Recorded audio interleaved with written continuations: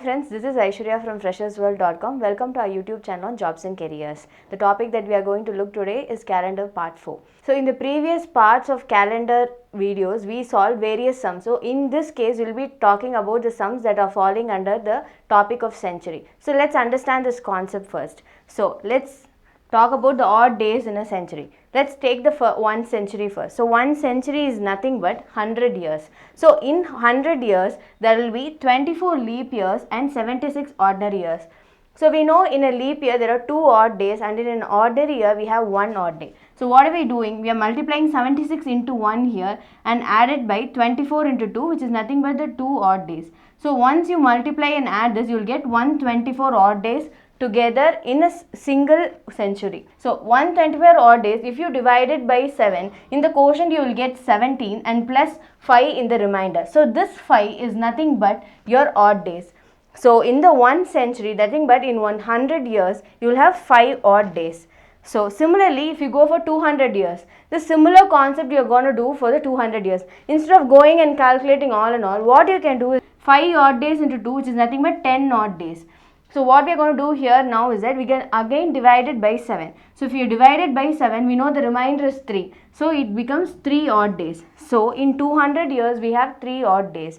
Similarly, we are going to do for the 300 years. What do? We multiply 5 into 3, which is nothing but 15, divided by 7. So the remainder is 1. So in 300 years, we have 1 odd day. So in case of the 400 years, so as usual we multiply it by 4, so 5 into 4. Why is this plus 1 here? Because every 400 years, that particular year will also be a leap year. So we add this extra 1 odd day. So it becomes 21. So it becomes 0 odd days. So it's clear that in 100 years we have 5 odd days, in 200 years we have 3 odd days, 300 years we have 1 odd day, and in 400 years we have 0 odd days. This whole pattern will be repeated. This 400 years, 0 odd day will be repeated for the 800th year, 1200th year, 1600 and so on. For every 400 years, there will always be 0 odd days. Let's solve a couple of problems to understand this concept better. So the question that they have given is, the last day of the century cannot be. So there will be 4 options given to you. So how to solve this kind of problem? So how we start is that we know that 100 years have 5 odd days. 200 years have 3 odd days, 300 years have 1 odd day, and 400 years is 0 odd day. So if you see in the part 1 of the calendar, we discussed about the coding of these days. So 0 to 6 is nothing but from Sunday to Saturday. So 100 years have 5 odd days. So 100th year will have 5 odd days. 5 is nothing but Friday. So the 100th year day, final day will be falling on a Friday. So 200 years has 3 odd days. So 3 is nothing but Wednesday. So 300 years will have 1 odd day, which is nothing but Monday. And 400 years will have 0 odd days, which is nothing but Sunday. So this cycle will be repeated for all the years. So repeatedly, if you see, it will be either Friday or Wednesday or Monday or Sunday. So what are the days that are left out?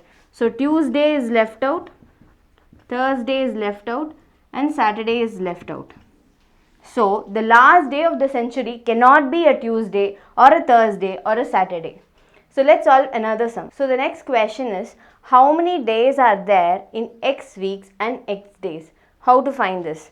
Number of weeks they have given, X weeks and X days. So we know that in a week there are 7 days. So 7 into number of weeks. Number of weeks is nothing but X plus the number of days we don't know. So we add it another X. So 7X plus X is equal to 8X. So sometimes they might give you a value in this X where you need to substitute and find the answer. So this shows the number of weeks that they have given in the question multiplied by 7. 7 is nothing but the number of days in a week plus the anonymous number of days that they have given in the question. So once you add it, you will get the final value.